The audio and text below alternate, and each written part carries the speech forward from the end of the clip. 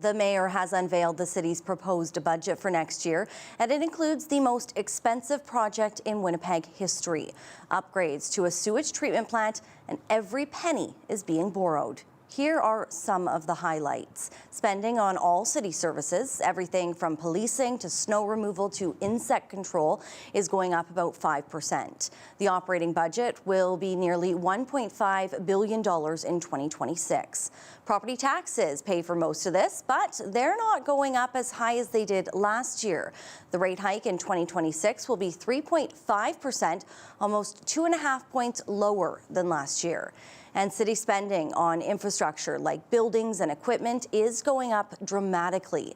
The capital budget will be $1.2 billion, up from under $600 million last year. Now, this is mainly because of one project, $547 million to complete the final phase of the city's largest sewage treatment plant.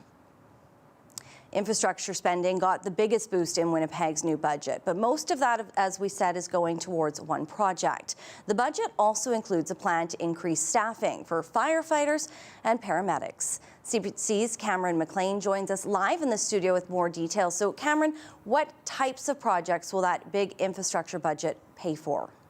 Well, as we just mentioned, the city plans to spend $1.2 billion on capital projects this year. That's up 77% from last year. But most of that, or $500 million of that, is going to the final phase of the North End sewage treatment plant. The city doesn't have that much money, and unlike the feds and the province, it can't run a deficit. So it has to borrow the money. And that is going to put the city right up against its debt ceiling, meaning if the city needs to borrow any more money, it can't. The province ordered to do this work back in 2003. Mayor Scott Gillingham says there's a lot the city could be doing now if past governments had taken action sooner. Not only would we not be coming up against a red line deadline of 2032, we'd also would have funding available for new recreation centers, redoing our arenas, upgrading our libraries. The city also plans to spend more than $100 million on new bus purchases. That's more than double what it spent last year. How many buses that will buy depends on factors like inflation and what types of buses the city decides to get.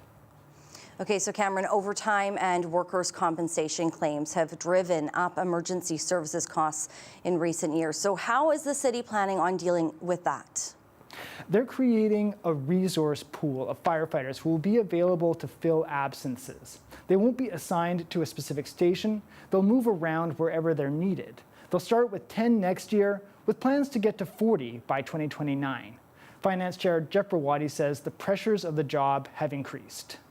Even since COVID, we didn't see a real reduction post-COVID in terms of overtime and challenges with staffing at Winnipeg Fire Paramedic Service. Mental health is real, the demographics of our employees have changed, and the reality is the staffing ratio hasn't really kept up. The city also plans to add 11 new paramedic positions. All right, Cam, so what happens now? Well, each standing policy committee will hear from delegations about the budget. There are meetings scheduled over the first couple of weeks in December where people can go and voice their opinions about the budget. Council will then vote on the final budget on December 17th.